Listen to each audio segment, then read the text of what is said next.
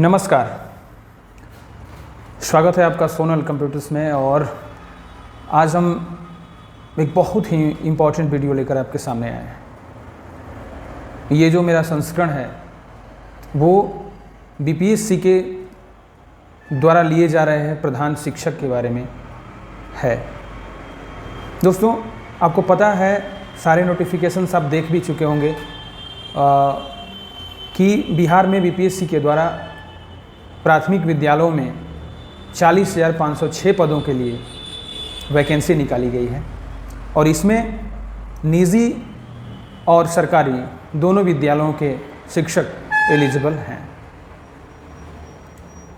मुद्दा ये नहीं है कि इसके बारे में पूरा डिटेल बताया जाए, क्योंकि ये डिटेल जो है आप पूरा देख भी चुके होंगे बीपीएससी के वेबसाइट पर, या नहीं देखे होंगे तो आप काइंडली जा कर के आप बीपीएससी के वेबसाइट पर नोटिफिकेशन, फुल नोटिफिकेशन है, आप उसको ज़रूर रीड कर लीजिए। लेकिन आज मैं जो ये वीडियो आपके सामने लेकर आया हूँ उसमें सबसे जो इम्पोर्टेंट चीज़ है, जिसके चलते अभी तक प्रधान शिक्षक के लिए बहुत सारे शिक्षकों ने फॉर्म भरना शुरू नहीं किया है या नहीं भरा है, उसके दो रीज़न हैं। एक तो निगेटिव रीज़न है और दूसरा पॉजिटिव रीज़न है। तो निगेटिव रीज़न ये है कि हमारे यहाँ ये थोड़ी सी परेशानी है कि जब भी कोई फॉर्म निकलता है तो उसके हम अंतिम दिन का इंतज़ार करते हैं। कोई भी फॉर्म हो, चाहे वो जॉब नोटिफिकेशन हो या कोई भी आपके रोज़मर्रा की ज़िंदगी से जुड़ी हुई समस्याएं हैं, ऑनलाइन कोई भी आपको निष्पादन करना है, मतलब कोई भी कार्य हो, तो हम लोग जो है अंतिम तिथि का इंतज़ार करते हैं। उस कारण से भी हो सकता है कि 22 अप्रैल तक लास्ट डेट रखा गया है प्रधान शिक्षक के लिए, तो उस कारण से भी लोग फॉर्म नहीं भर रहे हों। दूसरा पॉजिटिव रीज़न ये है कि अभी तक स्पष्ट स्थिति नहीं हो पाई है कि कौन जो है इस फॉर्म को भरेगा और कौन इस फॉर्म को नहीं भरेगा। ये स्थिति स्पष्ट नहीं होने के कारण बहुत सारे प्रधान शिक्षक, हमारे जो बनने वाले शिक्षकगण हैं या शिक्षिकाएं हैं, उन्होंने फॉर्म को नहीं भरा है। तो आज मैं इस वीडियो में आपको पूरा डिटेल बताऊंगा सिर्फ डॉक्यूमेंट्स के बारे में, क्योंकि अगर ये क्लियर हो जाएगा तो आप आसानी से फॉर्म को भर सकते हैं। किसी भी उहापोह की स्थिति में अगर आप हैं तो उससे आप बाहर निकल सकते हैं।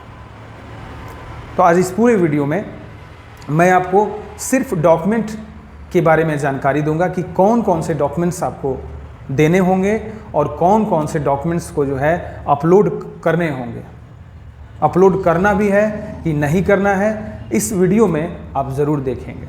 तो इस वीडियो को पूरा ज़रूर देखिएगा, क्योंकि बहुत ही कीमती और आपके लिए फ़ायदेमंद ये वीडियो है।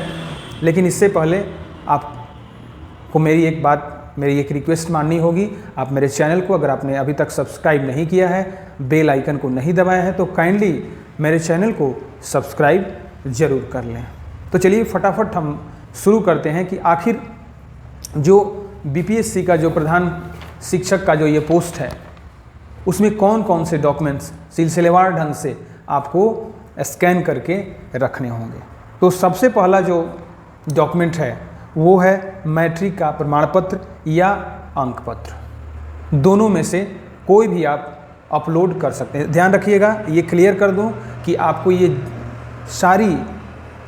सारे डॉक्यूमेंट्स, माफ़ कीजिएगा, ये सारे डॉक्यूमेंट्स अपलोड करने हैं। जो मैं डॉक्यूमेंट्स आपको बताने जा रहा हूँ उसको आप स्कैन कर लेंगे और स्कैन करके रख लेंगे। फॉर्म भरते समय आपको वो सारे डॉक्यूमेंट्स अपलोड ज़रूर करने हों। तो ये स्पष्ट है कि डॉक्यूमेंट्स अपलोड करना है। आम फॉर्म जो निकलता है बीपीएससी वगैरह का, जो आप सिविल सर्विसेज के लिए एग्जामिनेशन देते हैं, तो उसमें डॉक्यूमेंट्स अपलोड नहीं करने होते हैं। सिर्फ आपको सिग्नेचर, फोटोग्राफ्स आपको अपलोड करने होते हैं और पेमेंट करना होता है। उसके बाद में जो है डॉक्यूमेंटेशन होता है।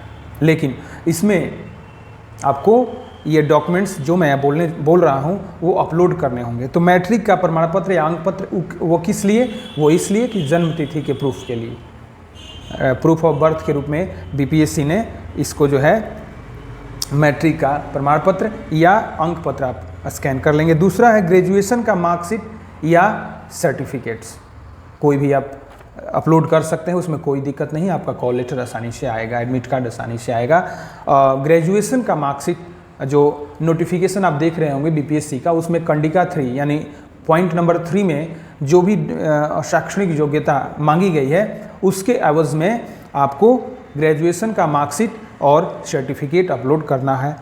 उसके बाद प्रशैक्षणिक प्रमाण पत्र यानी ट्रेनिंग का, जिन्होंने ट्रेनिंग किया होगा उसका प्रमाण पत्र, यानी जो बीएड किया है, डीएलएड किया है, अब तो डीपी वालों के लिए भी डिप्लोमा इन प्राइमरी एजुकेशन 6 महीने का जो इग्नू से कराया गया था, तो डीपीई को भी वैलिड कर दिया गया है। प्रधान शिक्षक जो भी प्राथमिक स्कूल में पढ़ाते हैं वो उसके लिए एलिजिबल हैं। तो प्रशैक्षणिक यानी ट्रेनिंग का जो सर्टिफिकेट जिसके पास जो भी होगा, बीएड हो, डीपीई हो, उसको भी स्कैन करके रखना है 3rd नंबर में।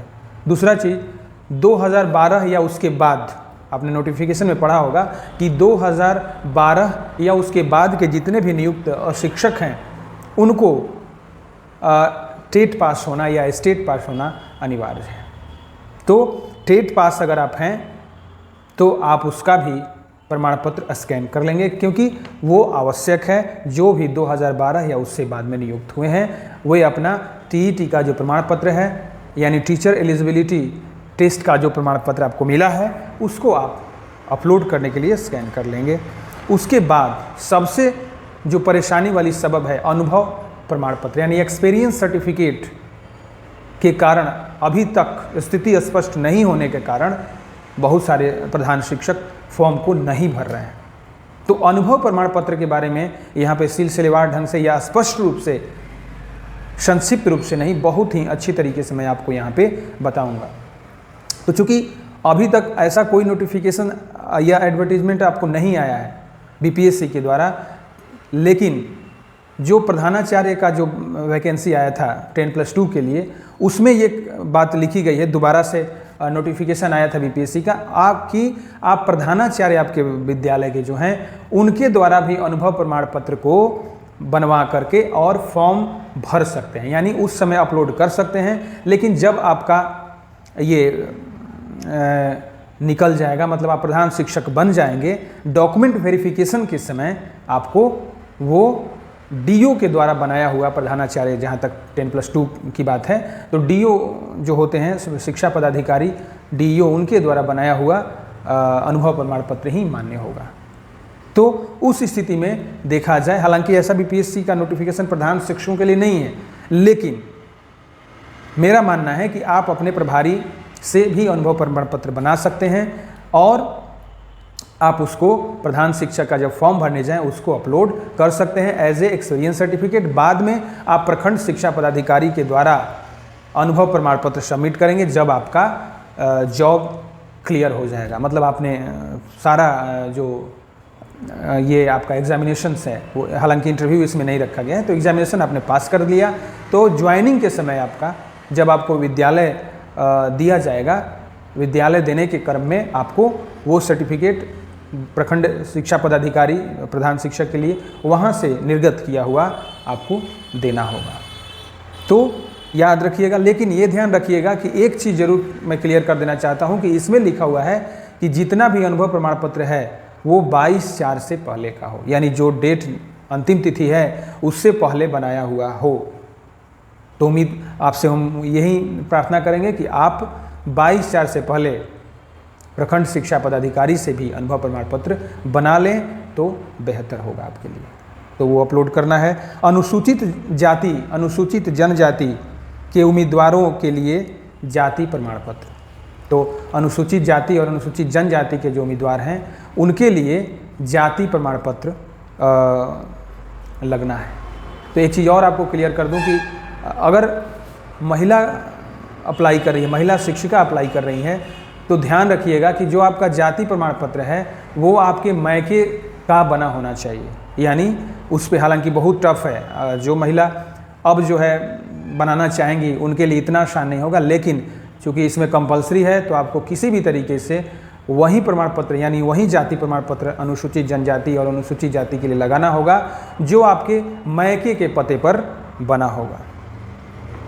तो अगर आप चाहते हैं कि वैसा बनाएं तो आप ध्यान रखिएगा, मैं आपको बता भी देता हूं, आरटीपीएस काउंटर, आरटीपीएस से ऑनलाइन आप कर सकते हैं, किसी साइबर कैफ़े में जाइए या खुद से कर सकते हैं। उसमें करना क्या होगा कि आपको जो है वर्तमान पते में अपने हस्बैंड का पता देना है और अस्थाई पते में आपको अपने पिता का पता देना हो, लेकिन आपको अस्थाई पते के लिए आपके पिता का आधार कार्ड, कोई एड्रेस प्रूफ आपको अपलोड करना होगा, तभी बनेगा आपका मैके से जाति प्रमाण पत्र, नहीं तो वो रिजेक्ट हो जाएगा। तो ध्यान रखिएगा, जाति प्रमाण पत्र महिलाओं के लिए जो है वो मैके से निर्गत होना चाहिए। उसके बाद निवास प्रमाण पत्र भी मांगा जा रहा है और महिलाओं के लिए वही जो मैंने बताया था, महिलाओं के लिए निवास प्रमाण पत्र मैके से बनेगा।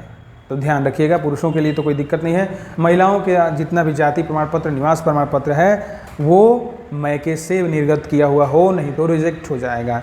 उसके बाद अत्यंत पिछड़ा वर्ग यानी ओबीसी, क्रीमी लेयर रहित, ठीक है, क्रीमी लेयर के अंतर्गत आप नहीं आते हों तो वैसा प्रमाण पत्र ओबीसी और बीसी वगैरह के लिए रहेगा। और अगर आप ईडब्ल्यूएस के अंतर्गत आते हैं, 10% आरक्षण दिया गया था, इसलिए अगर आप इकोनॉमिकली वीकर सेक्शन के अंतर्गत आते हैं तो ये आपका ईडब्ल्यूएस का जो प्रमाण पत्र है वो आपको अपलोड करना होगा। मैं अपने डिस्क्रिप्शन बॉक्स में ये सारा लिस्ट आपको दे दूंगा, लेकिन ध्यान रखिएगा कि ये सारे डॉक्यूमेंट्स आपको अपलोड करने हैं।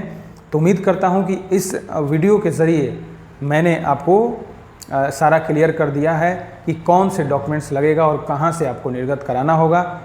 आपको आपके भविष्य की शुभेच्छा के साथ मैं अपना यह वीडियो समाप्त करता हूँ। धन्यवाद। आप सभी प्रधान शिक्षक का जो ये पोस्ट है उसमें ज़रूर सफल हों। गुड डे, नमस्कार।